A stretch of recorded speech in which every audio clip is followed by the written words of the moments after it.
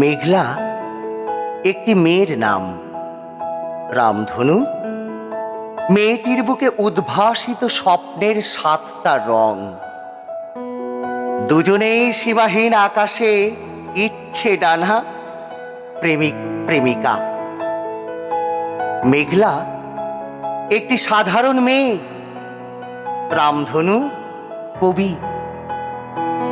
মেঘলা কাব্য অতিবৃষ্টি, গহন বনের পর্ণকুঠিরে শুভ দৃষ্টি, দস্যিপনা চুম্বন। মেঘলার ভিজে ঠোঁট, রামধনুর ঠোঁটে অস্পষ্ট অথচ লাল রং। এমনি করে পেরিয়ে গেল অনেক বসন্ত। হঠাৎ করে কালবৈশাখী বিভেদ সীমান্ত।